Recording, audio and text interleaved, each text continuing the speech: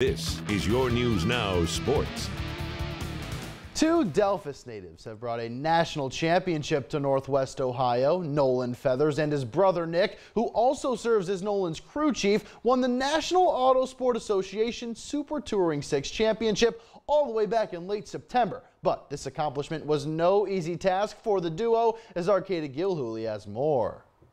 Maybe I'm like racing's version of Rudy or something. And there's really no better way to describe Nolan Feathers' road to a national championship, because just a few weeks prior to the September 22nd race, Feathers was confident he wouldn't have the funds to compete. That is, until his friends and family stepped in. I kind of went on Facebook on my phone and I saw a picture of my car and I was like, oh, there's my car. And the picture was associated with a GoFundMe page and I was kind of like, all right, yeah. By the time I had found out, I had seen it had already accumulated enough money for us to at least enter. We only had about 2.5 weeks to get the car ready. From where it was competitive regionally, but to get it competitive for a national championship standpoint, we had 2.5 to 3 weeks to get it ready. But the Cinderella story doesn't stop there. Once at nationals, the road got a little bumpy. We broke a shifter linkage on test day. We were out for most of test day, and then we broke an axle, I think, at the end of the day. So that was 2 setbacks. And then on the qualifying day, we broke another axle in 3 laps, which was pretty impressive. Right off the bat, it was kind of one of those things where it was going to kind of punch us in the face. But if you have a competitive edge and you really want to compete, you're already there. You have a lot of people that are standing behind you to help you. You find ways to work around any of these obstacles to try to get to where you want to go in terms of the racing weekend. Ultimately, Nolan and Nick never gave up, and it paid off in the biggest way. And that's what the two brothers hope people can learn from their journey to success. I don't know if I even believe it now. It's so surreal, and it's such an incredible feeling. And, you know, it's kind of like a dream come true. But there was a lot of hardship along the way, and that kind of almost makes it more special because we overcame all of the issues that we had, and we came out on top. In Lima, Katie Gilhooly, your News Now Sports.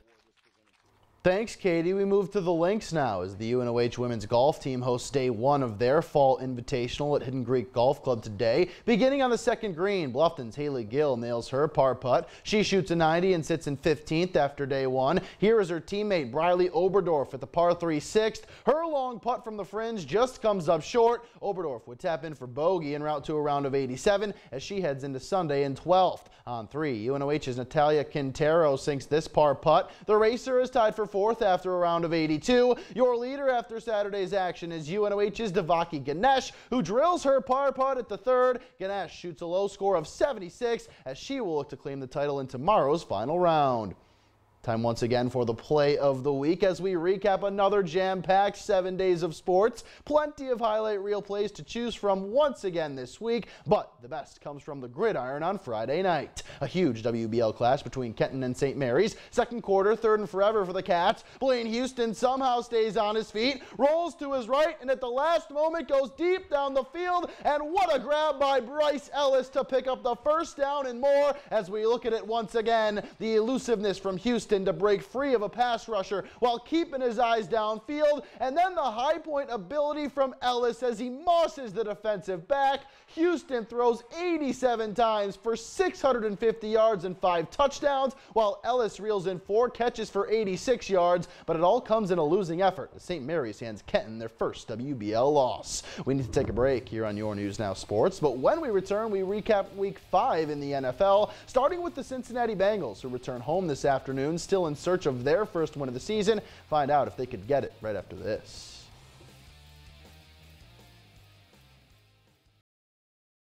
The Zach Taylor era has not gotten off to the start that many Bengals fans were hoping for. Cincinnati heads into play this afternoon in the basement of the AFC North, sporting an 0-4 record. A great opportunity for the Bengals today, though, facing the winless Arizona Cardinals. A.J. Green remains out with an ankle injury. First quarter, Arizona strikes first as on 4th and 2. Kyler Murray keeps it on the boot and finds his way to the end zone as the Cardinals would take a 7-point lead into the half. Late fourth now, Cincy down 2 scores when Andy Dalton hits Auden Tate for for a 2-yard touchdown, pulling the Bengals within 7. The defense would hold, and on the ensuing Cincinnati drive, it's Dalton looking for the home run ball, and he has got it. 62 yards to Tyler Boyd as all of a sudden the game is tied, but the Cardinals would drive into Bengals territory, and on 2nd and 6, Kyler Murray gets free all the way down to the Bengals 14-yard line, and that sets up this, a 31-yard game-winning field goal by Zane Gonzalez as the Bengals fall to 0-5 in heartbreaking fashion.